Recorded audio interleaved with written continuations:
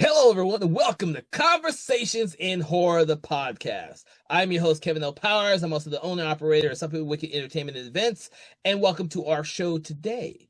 So, what I would like to do is I would like to tell you a little bit about what we've been doing over the last couple of years, because this is part of our inventing and kind of upping on the podcast, because a lot of people out there haven't listened to our podcast before, but we want to make sure that anyone who's just jumping in actually gets a little bit of a closer idea of what we're doing. So what happens is me and a special guest, and the special guest can be a different person every week, talk about a particular horror film. Now, that horror film could be of many different genres or subgenres or different time periods. That being said, we have just tried to discuss as many different films from as many different decades as possible.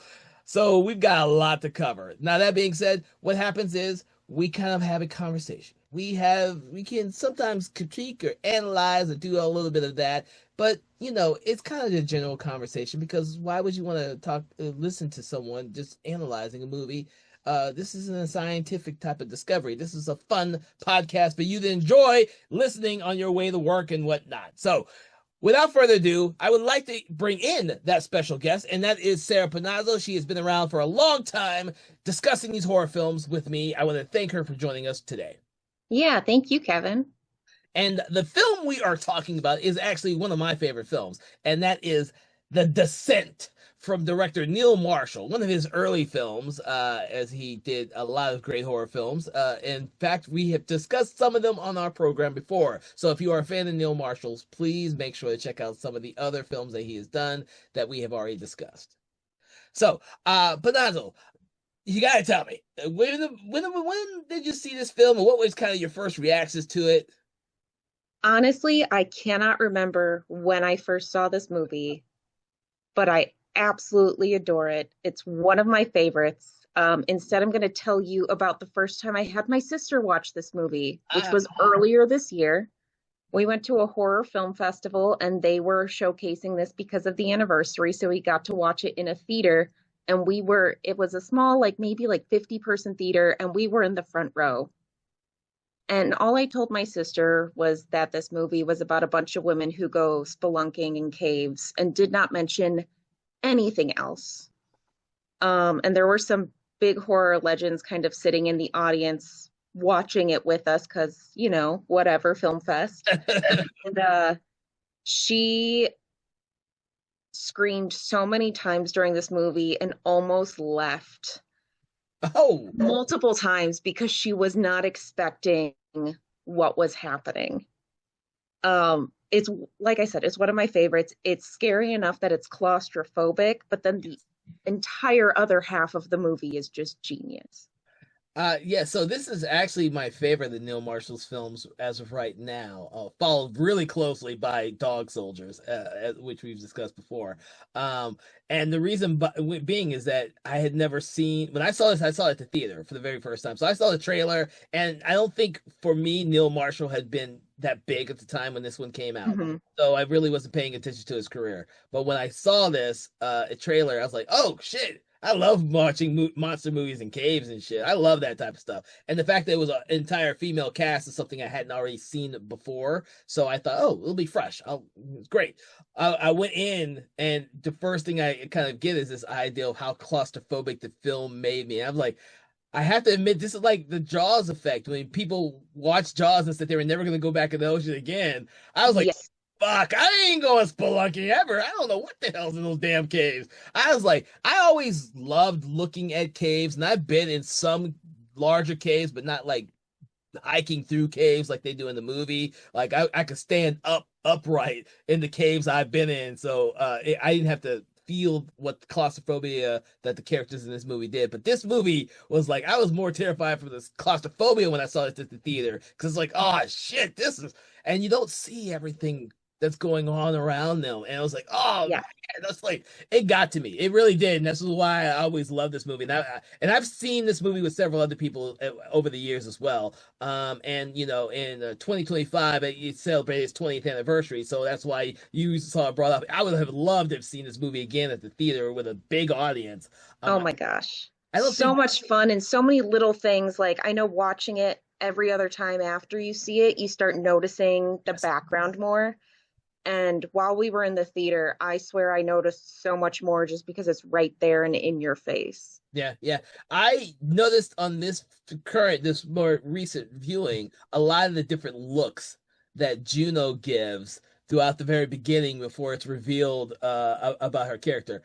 So Yes. I'm hoping that everyone has seen this movie already because this is like a heavily talked about movie, and it's by far with Dark Dog Soldiers one of Neil Marshall's most effective and talked about movies. Like some of his other movies are not Yes. nearly talked about as much as these two are. So even though you may have never seen, if you've never seen the film, we're just like generally saying a group of friends go spelunking into this cave system because one of them has had a traumatic experience a year ago and her entire family was killed in a car wreck, and they're just trying to help her get over the kind of the stress and the PTSD that she has of this.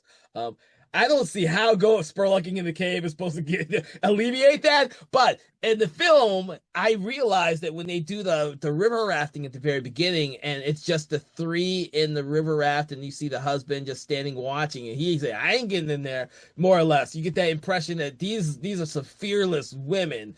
Um, Yes. and so even though she's suffering from the tragedy in the family, the main character Sarah is like she do this is what she would do. She goes spelunking to get past that. I was like, shit. I was like, Yeah, they are thrill seekers to the extreme, and especially with this, it shows. yeah. Um, Well, the thing I enjoyed about the movie is when I would rewatched it, I was not as I guess the all the previous time I've seen the film, I hadn't realized just how gung ho all the characters actually are.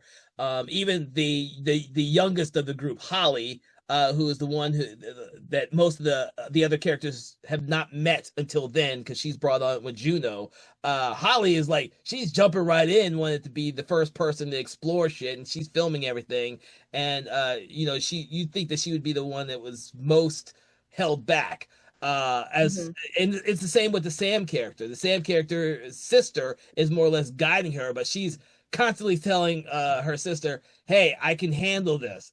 Like I've done this before." Like she's going to college to be a doctor, and so she sees dead bodies and stuff all the time, and she is not phased by that. But you get that sense that all of these characters are freaking thrill seekers in this film, which Yeah. makes it much more interesting because it's something like I don't think I really kind of grasped that when I originally saw the film, and of course, subsequent times until now, I just kind of watch it because it's entertaining as shit. I wasn't thinking about all the intricacies of all the characters and stuff. But yeah, it's such a fascinating movie because you don't get many horror movies that the entire cast is women. You Hmm. always get that nice mix, but these are all essentially final girls diving into the dark, ready to attack. Nobody is careless or anything else. I mean, other than the first chick, what's her name?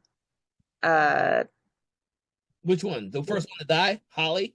no, Juno. Juno.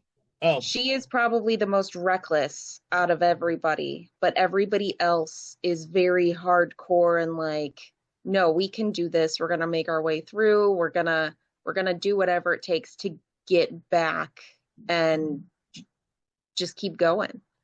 Um, go ahead. go ahead. No, go ahead. No, I was so I that was always my impression of Juno until I rewatched it. Because when I rewatched it, because I thought some of her recklessness was she was thinking ahead of everyone else. But my first kind of watching the film, I always thought, well, she's just trying to show off and stuff like that. So she's being reckless in that regards. But in reality, she's actually thinking ahead of everybody. Because like I think the most reckless thing she does, in my opinion, is that instead of going to the cave system that you're supposed to be going to, she decides that she wants to go to a new one that no one has ever named or Yes. explored. She's thinking that it would be a good way to put Sarah's name out there as a permanent name on a cave, but Sarah obviously thinks that Juno's just doing it for her own benefit, and which I think is a balancing act in the film because Juno after they encounter the crawlers, wants to go back and save Sarah. Like she's not thinking about herself. She wants to go back and save Well, Sarah. and see, that's the thing is I think that Juno throughout the entire movie is quite selfish. I mean, it starts with her having the affair with the husband and then deciding that they're going to go do this cave that has never been explored before, and she uses Sarah as an excuse. Um, but then Juno's just kind of reckless and careless when it gets to the point where she like accidentally kills Beth. Um, and it's just one thing after another with Juno that it just left a sour taste in my mouth that I was like, you don't like this character from the beginning, and then they are only in this predicament because of her. And yes, she might help them throughout the cave, but at the end of the day, she was mostly trying to escape by herself. Yeah. See, for me, I would have thought the same way. I think she's a much more complicated character, only because of certain aspects of that, that with certain things that she reacts to. I think not actually killing Beth and not telling Sarah, I think was a bad choice, and I think Mhm. but I think she has a lot of guilt too. I think she has a lot of guilt with having had an affair with Sarah's husband. I think she has a lot of guilt that she's trying to make up for. And it just makes her have very bad decisions throughout the film. I don't think she's does it on purpose. I think one bad decision it has led to her guilt the entire time. Like she doesn't stay very long after her husband has died. She doesn't. I mean, it's those things that I think she has a lot of guilt that if her husband had survived, she wouldn't have. But because he died, she has a lot of guilt because Sarah was one of her best friends. I think if this all could have been differently, maybe she knew the husband before she knew her. Who knows? Yeah, You don't get who that knows? impression. We have like a day with these characters inside that cave, and shit falls apart really fast. Um, Yes. but it's a good lead up to all this. It's a before we even see the first crawler, it's a great lead up in like you're seeing how real people might actually do and construct a spelunking adventure. I would love to know Yeah. how much research Neil Marshall actually did before he wrote this, uh, because this seems very specific and very direct with the type of film that he presented here. And it's a very tightly written film, I would say. Yes. I mean, like I said earlier, like the entire first half is a spectacular, like spatial horror film. If you are claustrophobic, it is not for you. It's like Yeah. watching what is it, As Above, So Below, where they've got Oh every yeah. tunnel like caving in on you. And it is a they do a great job at making you feel like you're tight and stuck in that cave as well. Yeah. Yeah, yeah, cinematography in lighting and not lighting scenes, but you get a Yes. huge sense of everything. This is not like a found footage film where everything's in the freaking dark. Everything is very specific and you see a lot of stuff, but you're also not seeing a lot of stuff. Or Yes. you think you see something, but you may or may not have seen it, which I thought was really well, especially when they first start to show the crawlers. Uh, Yes. you know, and uh, even now when I rewatch the film, I think it's still a fucking effective film in the way in which it's all presented. I was like, oh, this is 20 years after it was originally released. It's Yes. still an extremely It's still a fantastic movie. It's still worth going back and watching, especially if you haven't seen what they dictate as the real ending, versus the US ending. so I it's been such a long time since I saw this at the theater. And so I don't remember how it ended exactly. I only have the director's cut, and I'm not sure if that was the right cut or not from when I saw it at the theater 20 freaking years ago. When I rewatched it, I was like, I don't think this is how it ended in the theater, but I don't remember. Yeah, so the US one ends where Sarah is the only survivor. She manages to escape the cave. She crawls out, gets to her car, speeds away, has a breakdown, and then she hallucinates seeing Juno super bloody beside her. And I believe that that's where it ended for the US. For the UK, she wakes up and she's still in the cave. Okay. So that's the version I saw, and for some reason, I think I've only ever seen this one once until before now, because that's why I was like, I don't remember that she wakes up back in the cave and she hears her daughter's whispering voice and then sees her with the birthday cake, and then Yes. it kind of just ends there with all the different voices of the crawlers around her, and that's how it ends. I was like, when I rewatched it, I was like, is this how it ended originally when I saw this movie? It so I was like I don't know. I don't remember. I'll have to ask about that because I just thought the director's cut just added some more gore and stuff in it. I do know or remember them discussing the fact that the original ending had her never getting out of the cave. But I don't recall when I saw this director's cut or when I bought it. That's just the version I watched for the podcast. But yeah, it's one of those things that like a lot of people started questioning after the sequel came out, Yeah. that they're like, okay, is this like what is going on? What happened? Did it happen? Did it not happen? And then the second one, which I don't even remember anymore, I neither do I. but it's it's such a good ending because it's like at the end of the ruins where it's like either ending that you get is very traumatic either way. Yeah, so which one do you prefer? I prefer the one that she is in the cave, and because I mean they kept going down. How realistic is it that she would climb her way to freedom? I know that that's what everybody wants her to do, but realistic wise, it's like there is no hope at the end of that. There is no light at the end of the tunnel. So when I was rewatching it, yeah, I then when I'm rewatching it, you want her to escape because of all the shit that she went through and Yes. it was going through, and that last scene of her with the shaft of light coming into the cave, and you just see her climbing over the bones to get out of that shaft of the cave. That's a really effective fucking. Yes. But the problem is, it makes it look like there's already a huge hole, and you see her popping out of the freaking moss and trees and stuff with her hand and stuff. And I was like, so how's all that light getting through there? That almost ruins it for me, is like just a little bit. But Mhm. I like the implications of the director's cut. The Yes. way it ends with her seeing her daughter with the birthday cake, and then her daughter disappearing.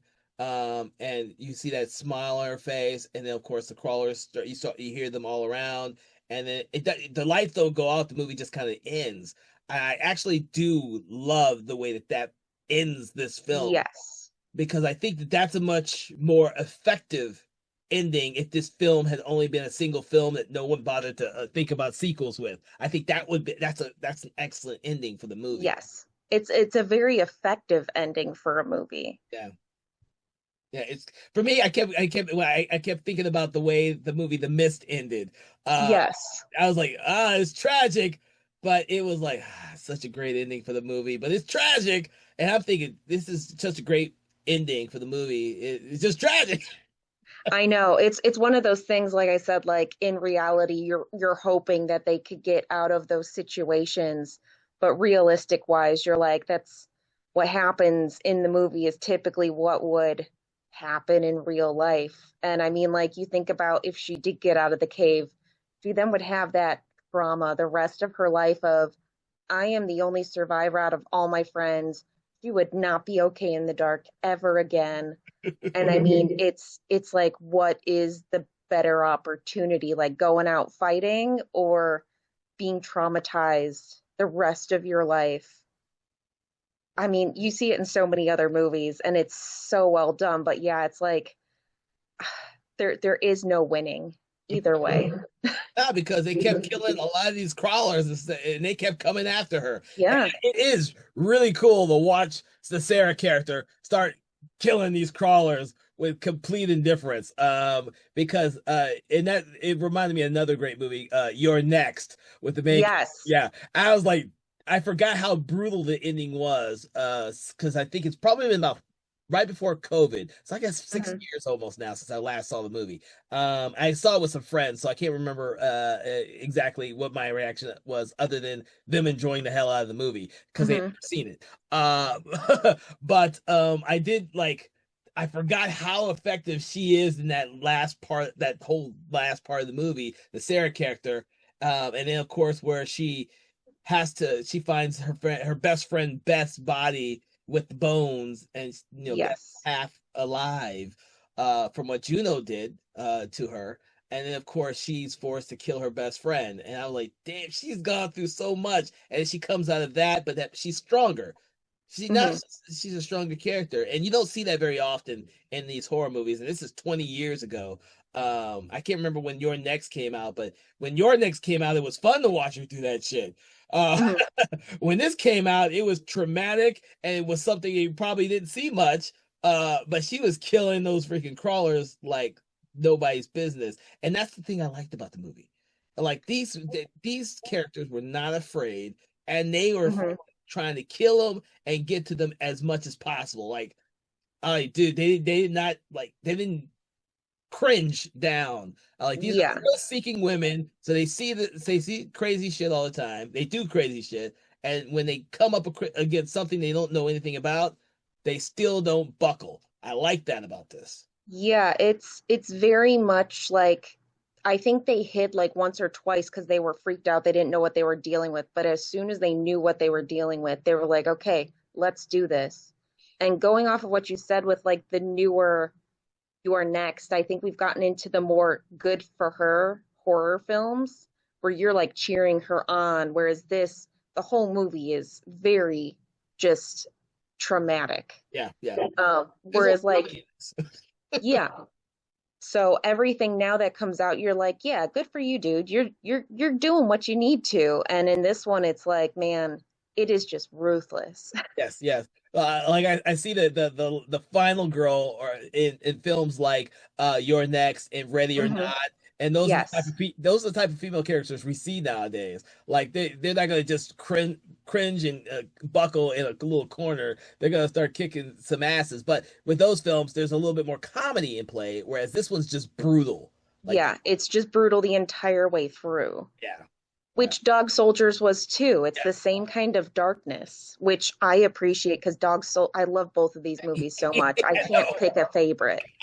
I Dog Soldiers is one of my favorite werewolf movies, especially modern werewolf Oh movies. my gosh, yes. And this one, and I don't want to ever make reference to the crawlers being fucking vampires like some people have said. They're not. No, they're They're not. They're like mole people. I they're mean, like little it's people. They may be in the caves, and they did that whole reference with the when they go into the main when the main our characters go into the main shaft. They all the bats assault Sarah for the first time. I like it, but they're not a vampire. They may rip no. throats out every once in a while and all that. They might, but they actually look like they're feeding on the flesh of these characters. So, and I hate when people reference this as a vampire film. I was like, they're not vampires. They're not drinking the blood. They're eating everything. No, and it's one of those horror tropes I was thinking about the other day is what kind of cryptids we don't see enough of. And this is one of the big ones is there are the cave crawlers of Appalachia, which is what this movie is based on. And you get all these tunnels that are interconnected all across the east coast of the US that people have sworn they're cave dwellers and everything else down there, and nobody does enough movies about these things because like you really do get the mole people aspect where they're extremely pale, they're doing more echolocation than they are seeing anything because they're used to being in the dark the entire time. So it's one of those crazy things that I'm surprised more people haven't done more with. I can only think of this movie in The Cave, which is more forgotten than Yes. anyone else.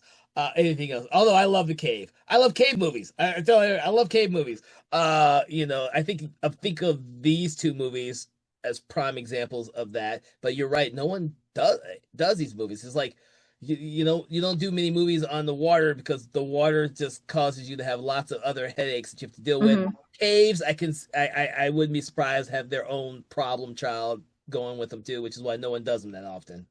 Uh, Yeah. It's sad though. It's sad. It's sad because we only get these occasional great movies like The Descent that comes out, and I I can't think of any other really good cave movies out there. Yeah, I mean you don't get a lot. You get a little bit with Bone Tomahawk, but it's nowhere near this level of just caves. Yeah, yeah. There was that one movie that James Cameron produced that I can't remember the name of with Ian Gaffild in it, and that was horrible, and I can't remember what it's called, but it was horrible. Uh, uh but yeah, there's just not enough of them. I really wish they would make them, and I wish. And the thing about Neil Marshall is he has not strayed from doing his weird monster movies. Hmm. Even with his more recent movie, The Lair, but that one wasn't nearly as effective as this movie was, and I'm sure he wanted it to be. Um, I do hope that he goes back to it because he created two of the best dog soldiers in this one. Uh, Yeah. but I wasn't. I hope he goes about it in a different way. Like I think after this film, his films became less effective. I think he did some decent movies, but these two were like at Mhm. the height of his creativity slash with monsters. I would love to see him do some other stuff that actually is effective. Because I don't know if you Yeah. saw The Lair or not.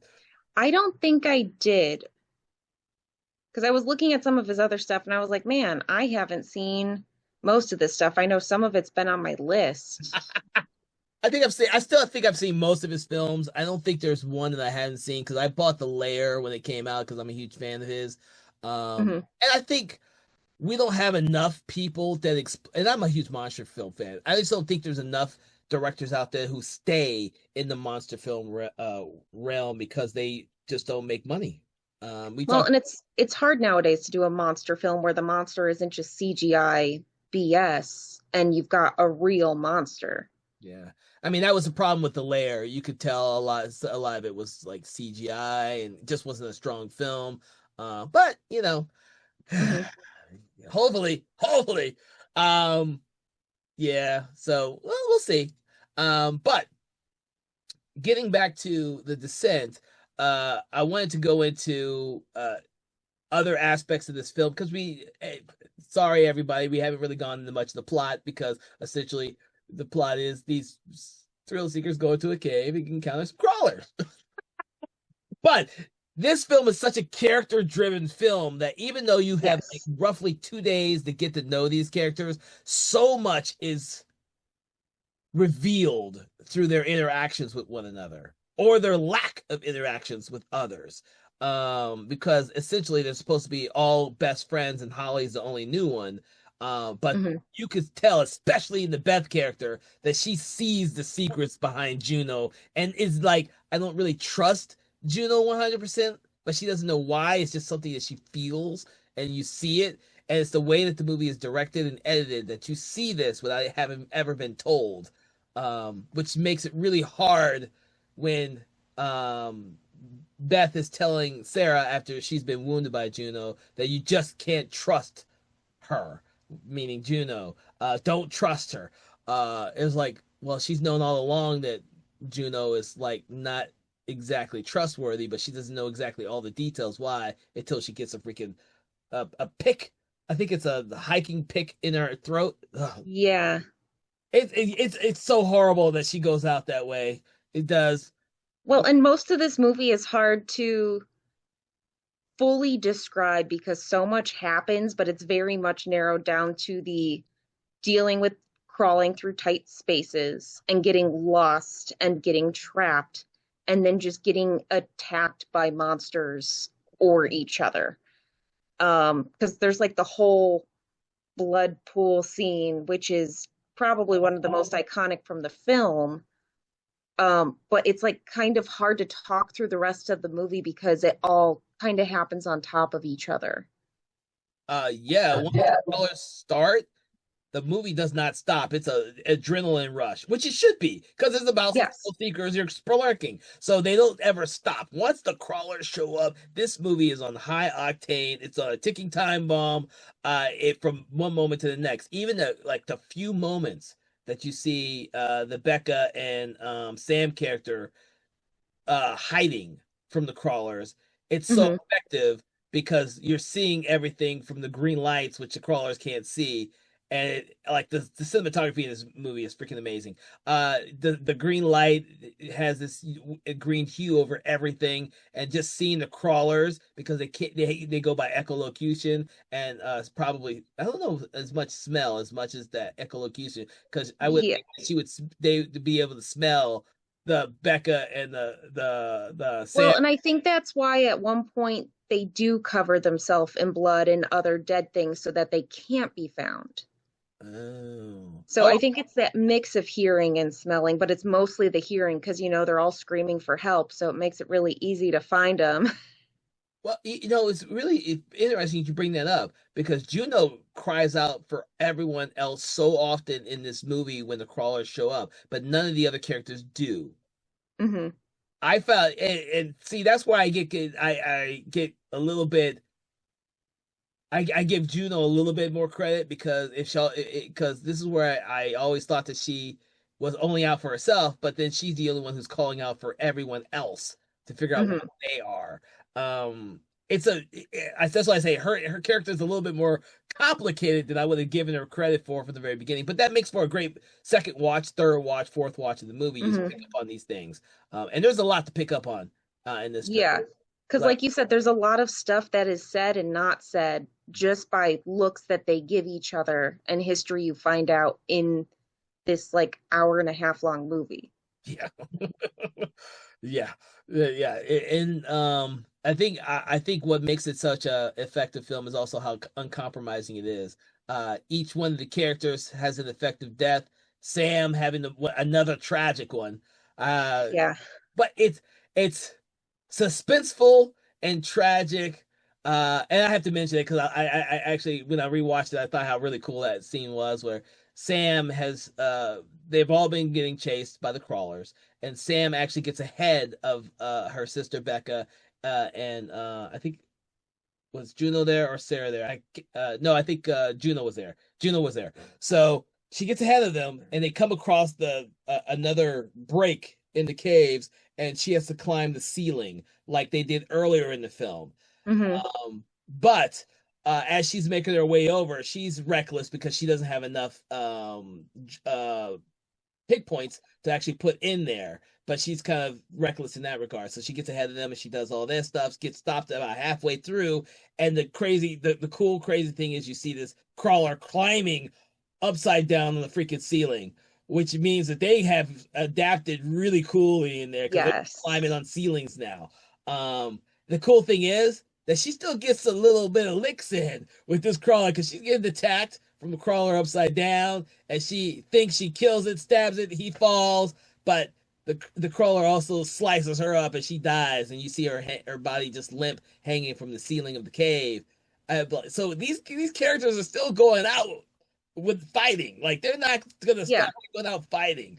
And I love that scene. I love that scene. It's a tragedy. The whole movie's a tragedy. The whole movie's a tragedy, and The there's whole so movie's many great shots, great oh, scenes. It's hard to pick a favorite. Like I said, I think the most iconic is the first time the crawler's revealed and the blood scene of like the blood pool, but there's so many wonderful shots in this movie. yeah, yeah.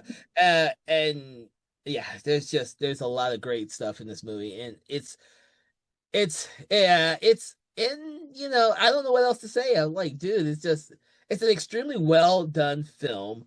And like Dog Soldiers, Neil Marshall takes this ideal. He took the werewolves and he's taken like Hmm. this mythological what do you call it, cryptozoology type of creature, the cave Cryptids. Yeah. cryptid. Thank you. Yeah. I always get that I always forget that title.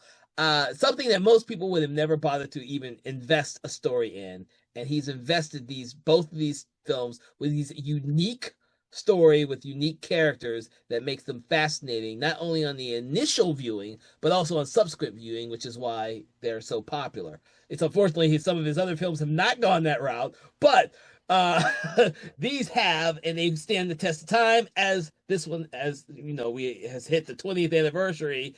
Uh, as when we're recording this, the 20th anniversary, and it's like still effective, still being screened in front of audiences, still an amazing film. Whether you're a general horror fan like your friend who was scared to death by watching the film, or if Yes. you're a hardcore horror fan like me and you who just still love this movie 20 years on. So, all But right, yeah, I mean, it's one of those things where like if you haven't seen this, you need to watch it. And why were you listening to this if you've never seen it, first of all? But second of all, if it's been a second since you've seen this, you need to watch it tonight. Make sure it's dark as all hell and just enjoy it. yeah. Well, next time I watch that, we'll enjoy it, and I won't be taking notes for a podcast. Maybe I'll be lucky enough to get some more people who have never seen it to watch it. I like doing those type of watch lists because, like you were watching your friend, her reaction to it. I love watching other people's reaction to certain films that I think are extremely effective, like this. Hmm. And like we discussed in our podcast on Dog Soldiers, I watched that with my wife just to get her reaction. She had never seen it last year, I think it was when we watched it, or maybe 2 years ago now. And it was fun watching her reactions to that. One, because she doesn't watch that many horror films, and Hmm. two, she wanted to see this one or wanted to see Dog Soldiers. So I love watching reactions of people watching these movies. They're great. It's great. So. All right, Panazzo, you have any other things that we need to enlighten people on the Descent? Um, the movie itself, not so much. I think we've said about as much as we possibly can about this. The fact that we haven't seen anything else about these kind of cryptids, as you will. I did find out the Tommyknockers are what would be one of the official versions of what these could technically be, but they are known for being in mines. Um, but there is another story like podcast called Old Gods of Appalachia that I keep meaning to listen to. And apparently there's more of this kind of stuff besides cryptids of all other types. So if you do like something like this, Old Gods of Appalachia might be one of your next go-tos for a story that might be similar, but talks more about the creatures than it does regular people. Um, but yeah, I love this movie. Everybody should watch it Yeah, multiple times in their life. But yeah, it's just a fun watch. yeah, I will agree with you on that one. And just to kind of reiterate, because we've mentioned the director Neil Marshall a lot in this one.